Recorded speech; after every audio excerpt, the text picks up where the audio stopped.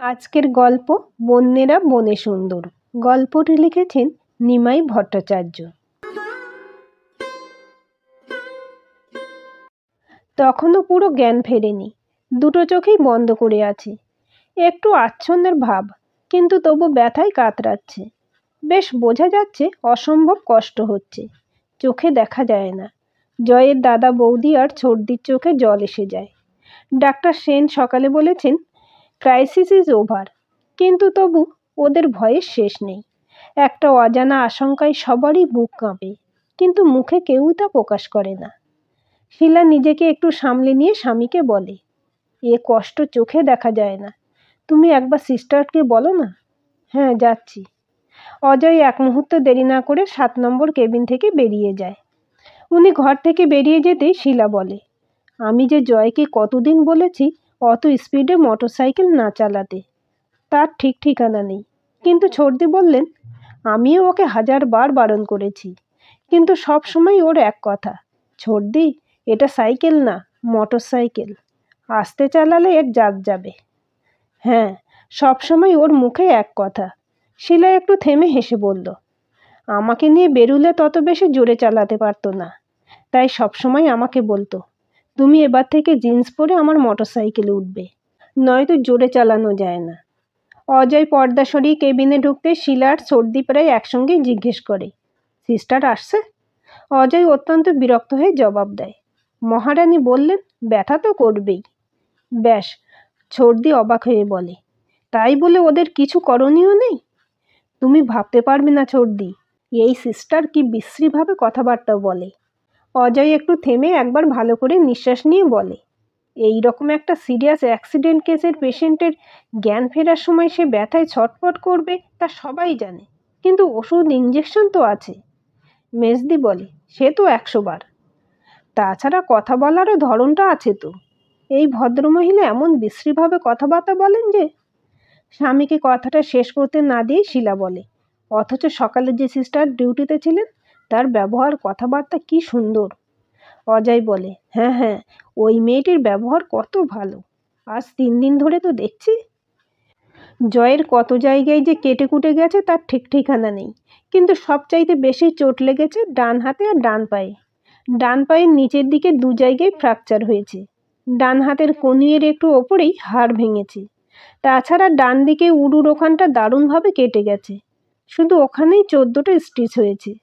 ভাগ্যক্রমে মাথায় বা বুকে তেমন কিছু চোট লাগেনি, তবে 2-4টে করে স্টিচ শরীরের অনেক জায়গাতেই করতে হয়েছে। জয়ের প্রায় সারা শরীরটাই ব্যান্ডেজ আর প্লাস্টার দিয়ে ঢাকা। হঠাৎ দেখলে চমকে উঠতে হয়। ওকে যখন অপারেশন থিয়েটার থেকে বের করে আনে, তখন তো ওকে দেখে সবারই মাথা ঘুরে গিয়েছিল। ডাক্তার সেন অবশ্য বলেছিলেন, I think he will be all right, তবে টাইম লাগবে। কিন্তু তবু আত্মীয় স্বজন বন্ধু বান্ধবদের মধ্যে কেউ নিশ্চিন্ত হতে পারেননি। মনে মনে সবাই আশঙ্কা করেছিলেন, এমন সিরিয়াস অ্যাক্সিডেন্টের পর পেশেন্টের অবস্থা কখন কি হয় কিছু বলা যায় না। আজ সকালে ডাক্তার সেনের কথা শুনে সবাই অনেকটা আশ্বস্ত হলেও কেউ ঠিক নিশ্চিন্ত হতে পারছেন না। অজয় তো ওর বাবাকে শুধু বলেছে পায়ে একটা ফ্র্যাকচার হয়েছে আর 2-1টা জায়গায় সামান্য কেটে কুটে গেছে। উনি হাসপাতালে যেতে চেয়েছিলেন, কিন্তু ওকে বলা হয়েছে, শুধু শুধু আপনি কেন কষ্ট করবেন, জয় তো ভালোই আছে। ভাগ্য ভালো, ওর মা এখন দিল্লিতে বড় মেয়ের কাছে বেড়াতে গিয়েছেন। উনি এখানে থাকলে কি যে হতো তা ভাবা যায় না। ভিজিটিং আওয়ার্স শেষ হবার ঘন্টা বেশ কিছুক্ষণ আগেই বেজেছে, কিন্তু ওরা 3জনে এখনো জয়ের কাছে রয়েছে। বেচারা ব্যথায় এত কাতরাচ্ছে যে ওকে ছেড়ে যেতে পারছে না। হঠাৎ সিস্টার ইঞ্জেকশন দেবার জন্য কেবিনে ঢুকে ওদের দেখেই অত্যন্ত বিরক্ত হয়ে বললেন, এ কি, আপনারা এখনো রয়েছেন? ডাক্তারেরা রাউন্ডে এসে আপনাদের দেখলে আমাদেরই বকুনি খেতে হবে। অজয় বলে, আমরা যাচ্ছি। হ্যাঁ, যান। সিস্টার আর এক মুহূর্ত সময় নষ্ট না করে জয়ের হাতে সিরিঞ্জের নিডলটা ঢুকিয়ে দেয়। সর্দি কেবিন থেকে বেরিয়ে শিলাকে বলে, কি নির্মমভাবে ছুঁচটা ঢোকালো দেখলে? এর কথা আর বলো না, একে দেখলে আমার গা জ্বলে যায়। পরের দিন সকালে গিয়ে শিলা সেই ভালো নার্সটির সঙ্গে দেখা হতেই বলল, বিকেলের দিকে যে সিস্টারটি ডিউটিতে থাকেন তাকে দেখলেই আমাদের ভয় করে। কেন? উনি হেসে জিজ্ঞেস করেন। ভাই, ওর বড্ড মেজাজ। উনি আবার হেসেই জবাব দেন, ও একটু কড়া আছে ঠিকই, কিন্তু ও সত্যি খুব ভালো নার্স। তা হতে পারেন, কিন্তু ওর কথাবার্তা শুনলে পেশেন্টদের আত্মীয় স্বজনদের খুব খারাপ লাগে। দেখছেন তো আমাদের কত পরিশ্রম করতে হয়, সবসময় মেজাজ ঠিক রাখাও যায় না। সিস্টার জয়ের টেম্পারেচার দেখতে দেখতে বললেন, যাই হোক, কিছু মনে করবেন না। তাছাড়া আপনার দেওর তো আস্তে আস্তে ভালোই হচ্ছেন। শিলা একটু হেসে বলে, ভাই, আপনি একটু দেখবেন, আমরা কিন্তু আপনাকেই বিরক্ত করব। না, বিরক্ত হবার কি আছে, যতটা পারবো নিশ্চয়ই করব। সিস্টার একটু থেমে শিলার দিকে তাকিয়ে বলেন, আপনি যদি একটু বাইরে যেতেন তাহলে আমি এখনই ড্রেস করে দিতাম।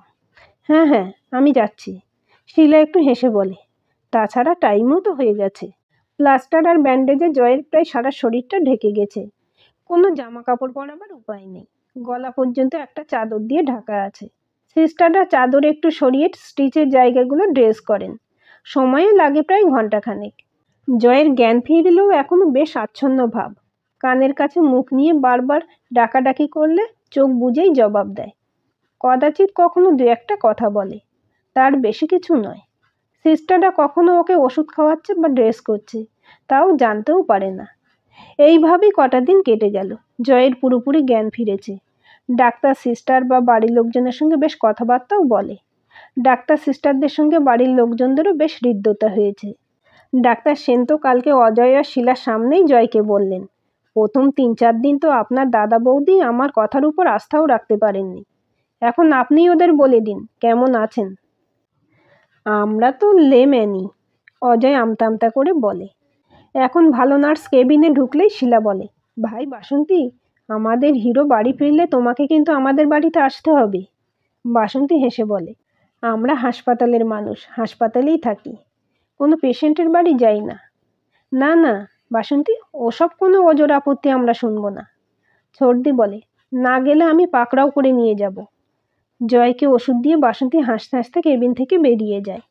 ভিজিটিং আওয়ার্স শেষ হবার ঘন্টাখানেক পর বাসন্তী আবার 7 নম্বর কেবিনে আসে জয়কে ইঞ্জেকশন দেবার জন্য। ওকে দেখেই জয় জিজ্ঞেস করে, শতখানেক ইঞ্জেকশন তো নিলাম, আর কত ইঞ্জেকশন দেবেন? বাসন্তী একটু হেসে বলে, আপনি যত স্পিডে মোটরসাইকেল চালাচ্ছিলেন তার চাইতে কম ইঞ্জেকশনই দেওয়া হয়েছে। জয় একটু হেসে বলে, দেখছি মোটরসাইকেলটার উপর আপনারও যথেষ্ট রাগ। হবে না? কি সুন্দর অবস্থায় এসেছিলেন, তা তো জানেন না। বাসন্তী ইঞ্জেকশনটা দিয়ে বলে, আর জীবনে মোটরসাইকেল চড়বেন না। চড়বো না? নেভার। কেন? কেন জানি না, চড়তে বারণ করলাম, চড়বেন না। বাসন্তী কথাটা শেষ করেই কেবিন থেকে বেরিয়ে যায়। জয় শুয়ে শুয়ে কত কি ভাবে। হাসপাতালে কত অ্যাক্সিডেন্টে কত লোকই তো আসে, কিন্তু কোনো পেশেন্টকে কোনো নার্সকে এই ধরনের পরামর্শ দেয় না, কখনো তো শুনিনি। পেশেন্টদের পরামর্শ দেওয়া তো নার্সদের কাজ না। তবে কি? একটু পরেই বাসন্তী আবার ওর কেবিনে আসে। জিজ্ঞেস করে, আপনার কাছে অনেক বই আর ম্যাগাজিন আছে, কাল আমার অফ ডে, একটা বই দেবেন? কাল অফ ডে? হ্যাঁ, পরশু থেকে নাইট ডিউটি। কাল মর্নিংয়ে কার ডিউটি? নমিতার। বিকেলে? জয় সঙ্গে সঙ্গে বলে, গীতাদির। হ্যাঁ। কয়েকটা মুহূর্ত কেউ কোনো কথা বলে না। তারপর জয় জিজ্ঞেস করে, আজ রাত্রি 9টা 9:30টায় যাবেন আর পরশু দিন সেই রাত্রিরে আসবেন? হ্যাঁ, কেন? বাসন্তী একটু হেসে জিজ্ঞেস করে। আপন মনে কি একটু ভেবে জয় প্রশ্ন করে, কাল সারা দিনের মধ্যে একবারও আসবেন না? ডিউটি না থাকলে আসবো কেন? পরের দিন অফ ডিউটি থাকলেও বাসন্তীকে আসতে দেখেই গীতাদি জিজ্ঞেস করেন, কি রে তুই এখন? 7 নম্বর কেবিনে এই বইটা ফেরত দিতে এলাম। ও। গীতাদি আর কোনো কথা না বলে 2 নম্বর কেবিনে যান। বাসন্তীকে কেবিনে ঢুকতে দেখে জয় একগাল হাসি হেসে বলে, দেখছি আমার সত্যিই উইল পাওয়ার আছে। তার মানে? তার মানে আর শুনতে হবে না। বাসন্তী একটু চাপা হাসি হেসে বলে, আজ নিশ্চয়ই অনেকে দেখতে এসেছিলেন। হ্যাঁ, আজ রবিবার বলে অন্তত 25-30 জন আত্মীয় স্বজন বন্ধু বান্ধব এসে হাজির। ওই চাপা হাসি হাসতে হাসতেই বাসন্তী বলে, তবু উইল পাওয়ার পরীক্ষার দরকার হলো? জয় ওর দিকে মৃদু দৃষ্টিতে তাকিয়ে শুধু মাথা নেড়ে বলল, হ্যাঁ।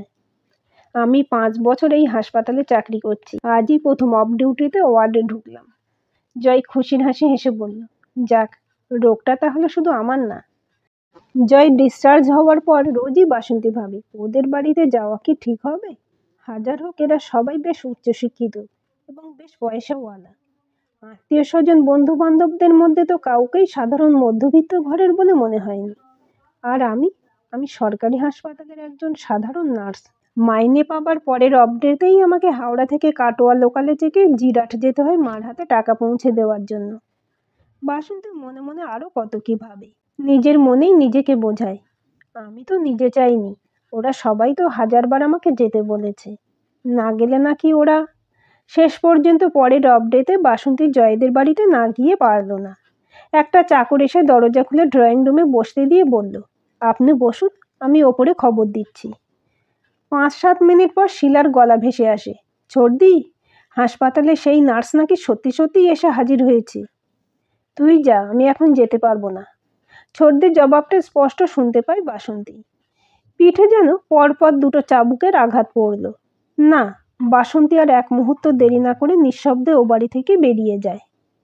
যেখানে বাঘের ভয় সেখানে সন্ধে হয়। রাসবিহারী এভিনিউয়ের ট্রাম স্টপেজের কাছাকাছি হঠাৎ জয়ের সঙ্গে দেখা, সঙ্গে 3-4 জন বন্ধু বান্ধব। জয় ওকে দেখেই অবাক হয়ে বলে, আরে আপনি এ পাড়ায়? হ্যাঁ, এক বন্ধুর বাড়ি এসেছিলাম। ভালো আছেন তো? হ্যাঁ, আপনি? জয় একগাল হাসি হেসে বলল, হ্যাঁ, পারফেক্টলি অল রাইট। হঠাৎ একটা মিনি বাস আসতেই বাসন্তী তাতে উঠে পড়ে।